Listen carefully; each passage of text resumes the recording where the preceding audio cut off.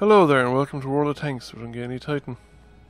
Wargaming recently added some new operations to the operations mix in the tab, and these ones are fixed operations that everybody gets in addition to the 3 optional ones called Evolve. There's 1, 2, 4 and you have play them at different tiers. So one is tiers 3 to 5.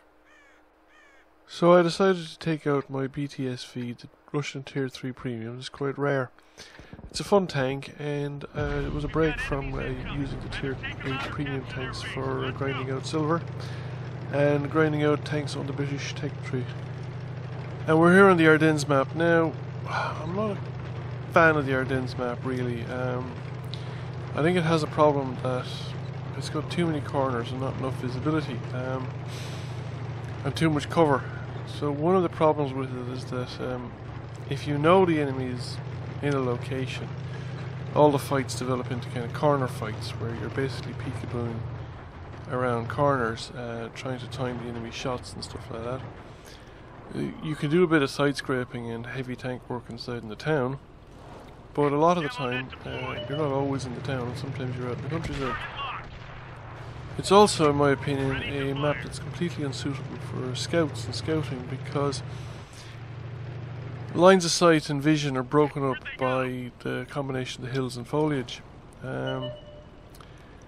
Quite severely at times. I have had the experience of driving around a corner, peeking out, sixth sense not going off, and then driving down the road, shall we say, in that valley,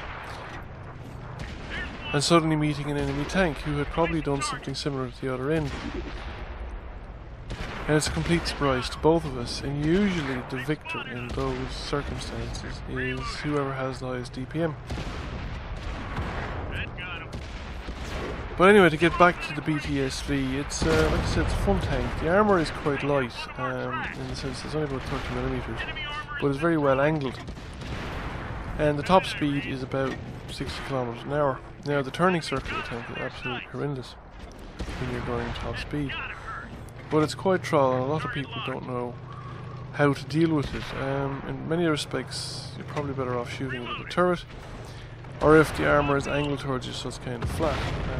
You can see examples here of people bouncing quite a lot of shots off of this tank. So we've already dumped out quite a bit of fire, and we've killed 2 tanks. So I'm off chasing the artillery. The team is actually demolishing the enemy quite nicely. It really scratches the itch if you want to just drive around like crazy and shoot stuff. Really only works, of course, if you're top tier. If you're bottom tier, it's still a decent tank, but you'll have to be much more careful, because tier 5s in particular will have no trouble penetrating the armour, even with the angling and the sloping. And you don't have a lot of hit points in it. But the gun is quite good even against tier 5s.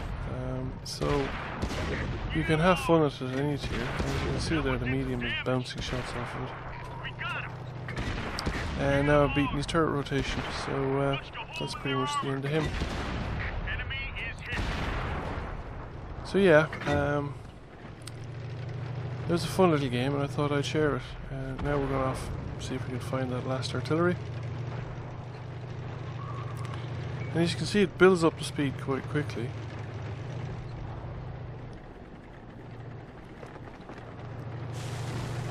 And of course it would help if I watched where I was going.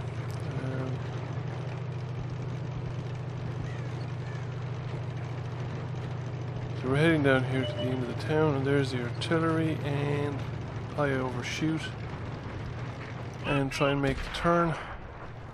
Come on, get around. No go, get into the rocks, and somebody else finishes off the artillery. So a good game. I hope you enjoyed it. Thought it was a fun diversion from all the other stuff, and we did quite well. We got about 500 damage, came number 1 by experience. So I hope you enjoyed the video. Please subscribe to the channel if you like the channel, and please consider giving the video a like. So thank you for watching, and I'll see you again soon.